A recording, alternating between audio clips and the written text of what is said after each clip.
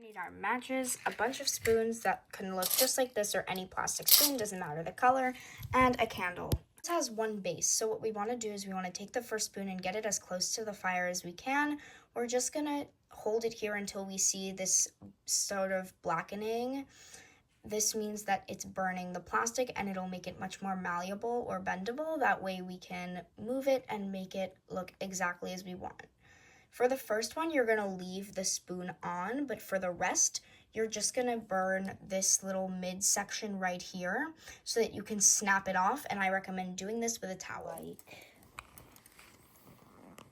So, and then you just have your little spoon. Like, you can also morph them with, I recommend some gloves or a towel or another piece. I ended up using the wooden piece from my matches to just mold them the way I wanted to, but you can burn them as much as you want, and then make sure you have a lot of snapped off pieces. I recommend burning off the tip of the spoon as much as possible, because this, I hope it does it here.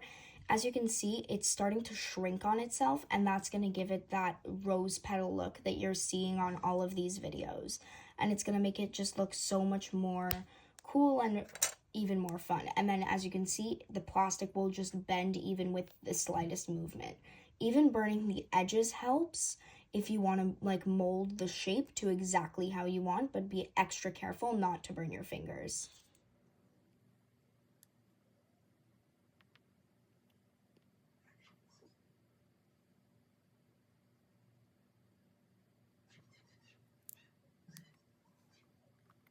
Once you finish that, you want to hot glue all of the petals you just made to your original base one, in which you did not take off the bottom of the spoon, because that's going to hold all of the rose petals.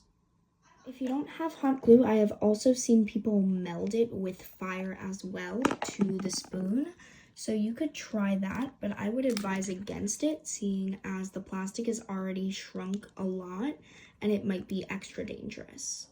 If you're having trouble creating the base of the rose, I suggest adding a butt ton of hot glue to the center and then just gluing the rose onto the clumps of hot glue, or the petals onto the clumps of hot glue, just like so. You literally want to let the glue dry, which is definitely the most important part of making this, because if you don't let the glue dry, the rose petals won't actually have time to settle and they're going to fall just like that. Another pro of just putting the rose petals on top of piles and piles of glue is that it's going to make your rose seem more fluffed up, almost like it's pretty much self-explanatory, so much so that you can go like this and you now have a beautiful rose. I hope you enjoyed this tutorial. If you have any questions, obviously ask in the comments and let me know what projects you'd like to see me make next. Thanks for watching.